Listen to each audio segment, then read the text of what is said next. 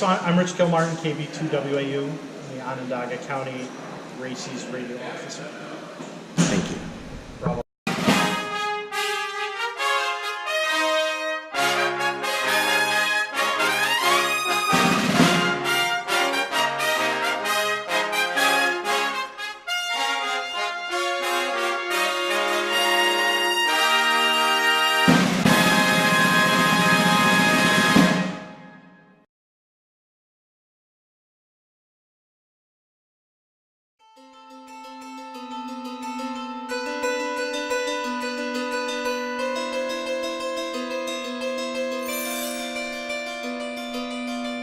Alright, here's a note. Not that he hasn't heard this 100 times before. So. Alright, so good morning. Cheryl kind of did an intro. Anybody not been here? You probably haven't done this before. Anybody else hasn't done this? I was here 12 years ago. 12 years ago. Well, nothing new under the sun, quite honestly. So this is actually... We did the triage decay and all that. Yeah, they used to do kind of the whole thing. So Yeah. 2020, we're actually going to do what even I have not done. So 2020, we're not only going to do the building live stem to stern, we're doing the whole thing. So both So the we're gonna have buses, volunteers we're going to with have the buses? volunteers. Yeah, I've It's done the that. big, I've done that. yeah, the big 10-year They email. did that last time. Yeah, which was probably the last time it was the full email. So that's the reason they're rewriting the manuals and so forth. So our mission today is to kind of do what we do, which we've done for the last handful of years. So a little background for those who haven't been here and a reminder for the rest of us. This is actually an Oswego County drill. The nuclear power plant obviously is in Oswego County. The problem in theory is in Oswego County. This is the reception center here for people that are evacuated from Oswego. As a result, obviously Onondaga County gets involved. Most of the people that are here today are actually the Onondaga County folks doing their part of the drill.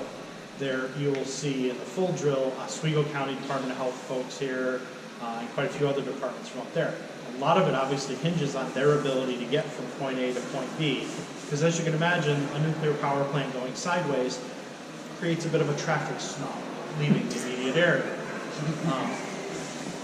So I did this for Entergy in Plymouth, Massachusetts as part of the emergency management agency there.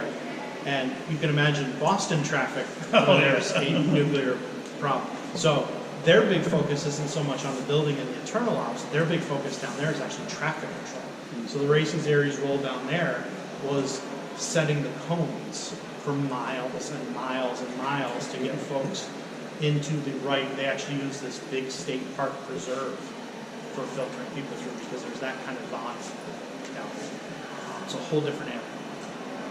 So our role in this is the building, you know, if the plan goes off without a hitch, right. This is the building we'll use. This is the location we are typically in. We've never been anywhere else except when the door's locked.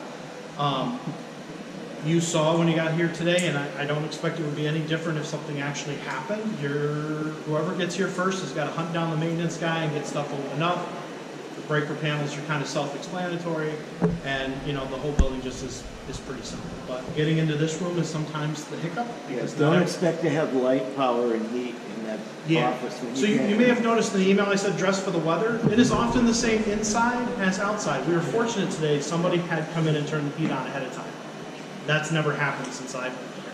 I've also been here days when it's hot. It actually gets pretty toasty here. So we have to chock the door open, although we've gotten a little better over the years about sealing up the door with the coax and whatnot. But yeah, the outside door I taped it up today, so it's not really shut. Yeah. So some days where you're going to get positioned. It could be a school, it could be a church, it could be a tent. So dress for the weather. Bring some food and drink and whatnot. You know, we know here they're serving it, but it's not a bad idea to just throw that in the car. And think field day style. You know, bring power, bring radios, bring some antennas. Doesn't have to be super snazzy. We'll make it work. And you know, when you get 10 guys together, you know, if we took all the trucks in the parking lot right now, we could probably put up a pretty nice field day. You know, minus the tent. Maybe somebody has a tent. I don't know. So anyway, a little bit about this building and our role.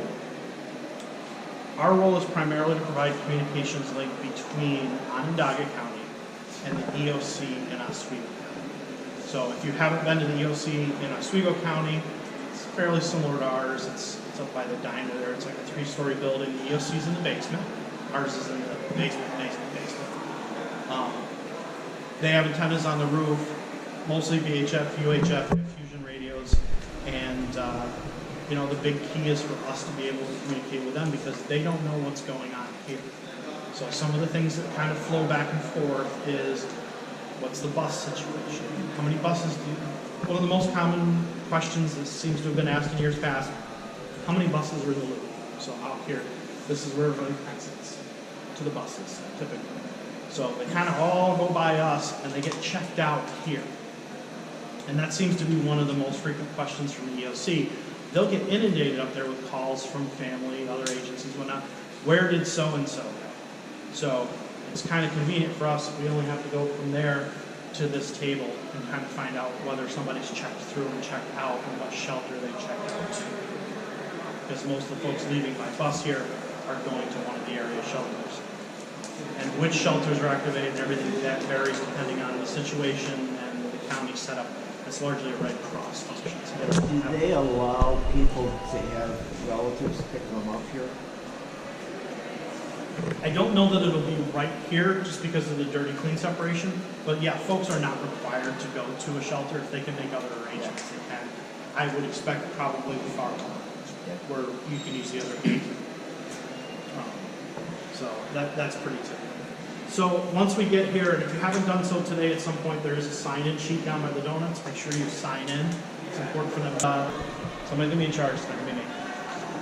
So this gives us the ability, and eventually we'll find a good repository for these online so any of you can grab them, to just walk in and say, hey, here's our comms plan for the day. You don't have to write it down, you don't have to dream it up. It's the same repeaters and the same frequencies we typically use all the time. All right? So it's kind of set ahead of time. You fill in the date, the incident name, and hand it in. Last public service with the Empire State Marathon, we had the 205 distributed right there with our communication. And we're going to have more of these forms in St. Patrick Parade and stuff like that. So you're going to get used to them whether you want them or not. They're going to be in your handouts here and elsewhere. And we use the 214 form for the radio log. For the logging? Yeah. Yep, it's perfect. Unit log, and actually every resource uses the unit log for their own purposes.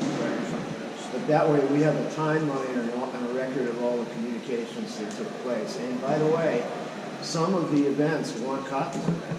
Right. Because it's the best timeline they have. Because we're writing down the time whenever we... Yeah, even bicycle races. For those of you who don't know me, I'm Dale Currier. I'm the Director of Emergency Management for Oswego County. So first, thank you for coming out today. We really, really, really appreciate everybody's support and activity here. A couple of things. One is on the messaging.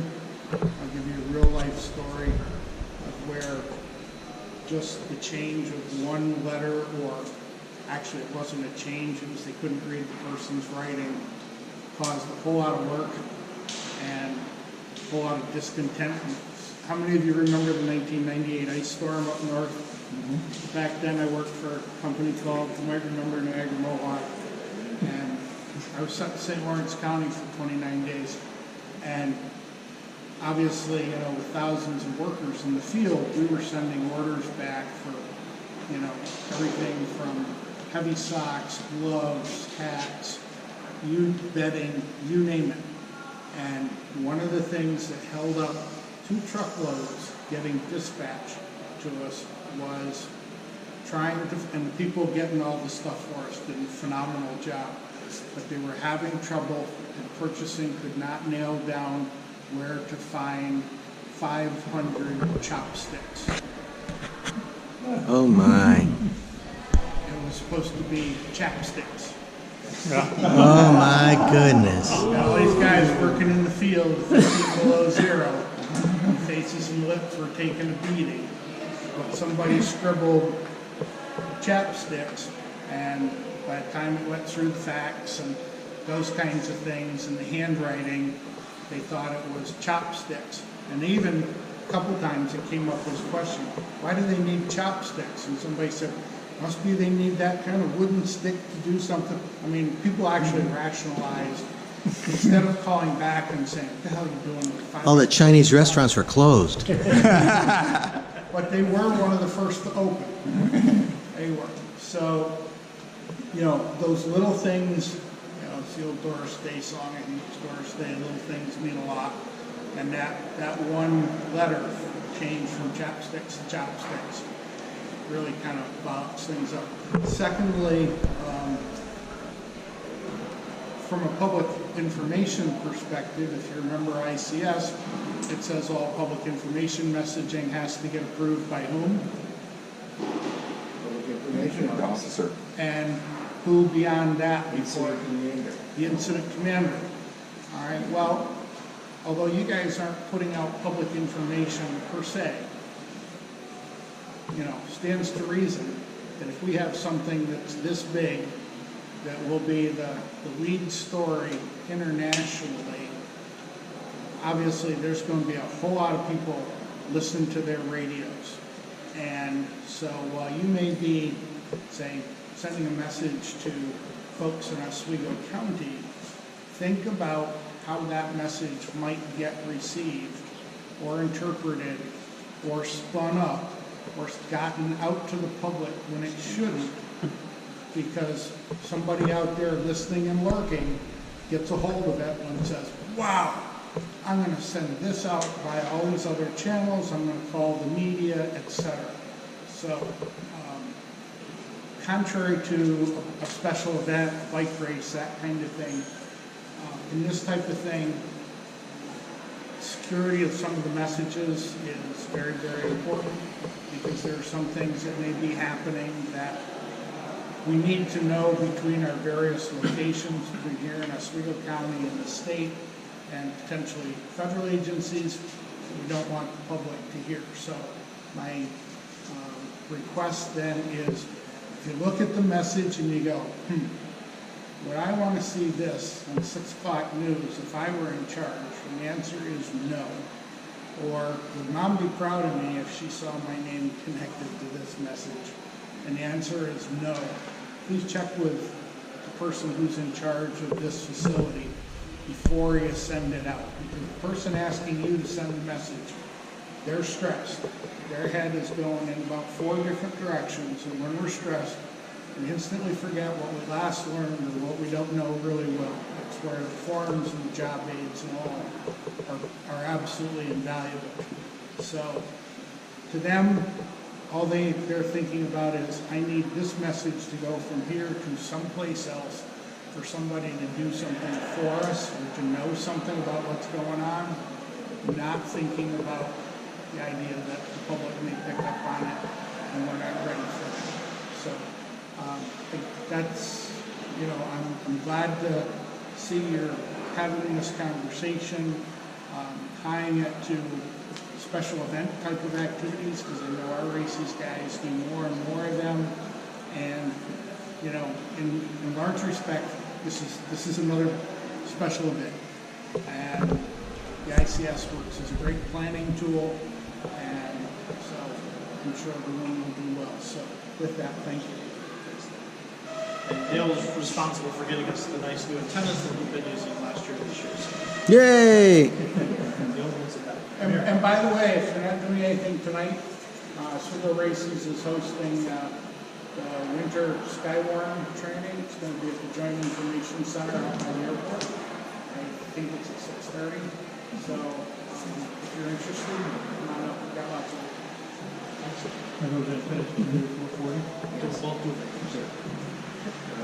One thing with messages, when people kind of want something, like the 500 chopsticks, you also want to make sure the message is complete, meaning not just the amount, but when do they want it delivered and where.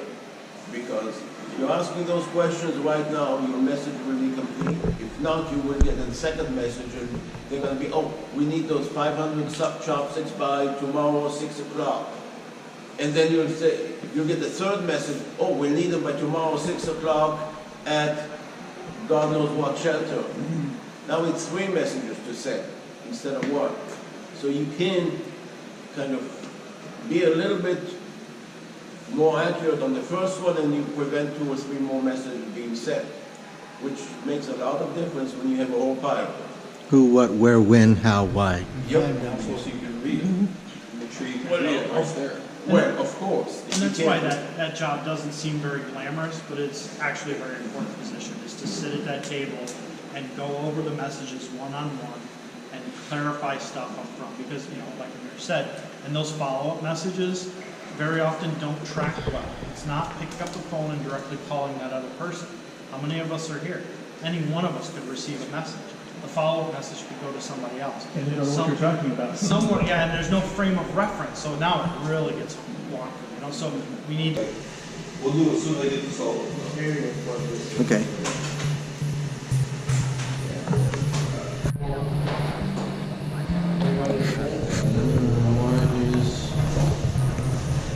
I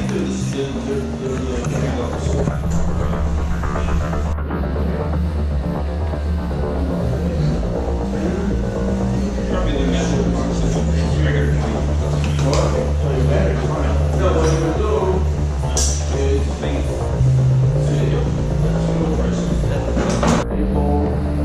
Again, get onto that also. I don't need it right now because we have a station that's dedicated to it. HF-wise, it's a perfectly good radio, 100 watts. Power supply, it's about a 25 amp power supply.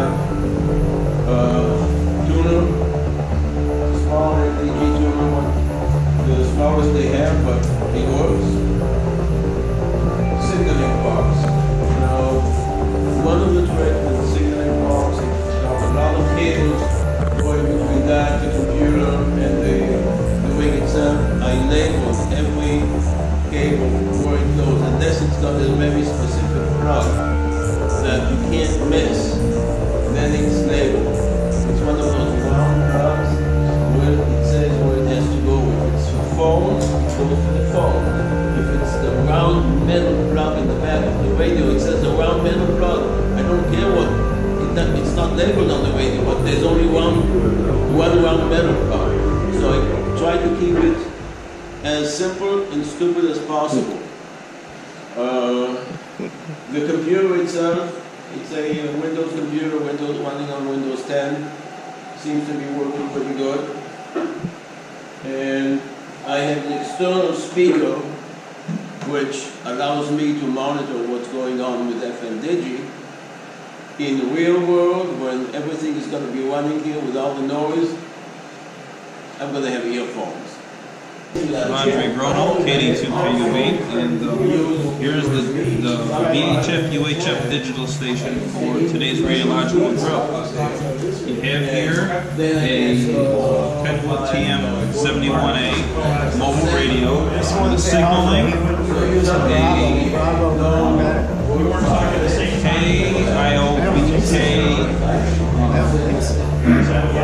basically a splitter for battery and power supply. And the radio itself, computer, of course, small tablet PC. Nice thing about the setup is that it can run at any time, battery power. Right now I'm running on the power supply, let's shut it off, radio's still on, communications are not interrupted at all. Everything is linked through a small tablet PC. Other than that, that's basically it. Thank you. This is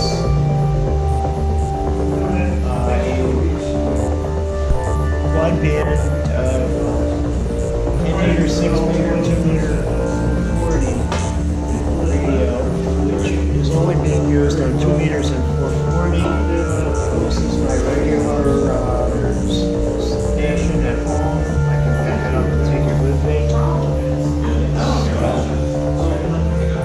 DC power supply. Here we have a 12-volt battery. Power. I have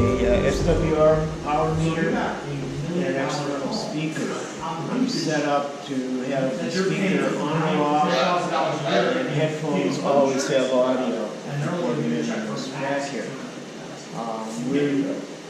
We have been on the 147-300 Onondaga County repeater, and we have also been in communication with Oneida County on 147 and 145-17. And we have also been on 147-24, a Oneida County, another Oneida County repeater, and we briefly came up and tested communications on the Fulton 147-15 repeater with Oswego County. So we've established communication with several adjacent counties as part of the emergency drill, where we, in Onondaga County, we're the reception center for evacuees from Oswego County who may be leaving because of a radiological emergency. And they are evaluated, decontaminated as necessary, and then relocated as necessary. And that's what we're simulating today. Thank you for being here, and you stand by a couple of minutes, I'll draft a message and send it over to you. Right. Roger that. Did you hear AK2's interruption? No, I didn't. AK2 said this is what I had. This funding next time. AK2 said, I said,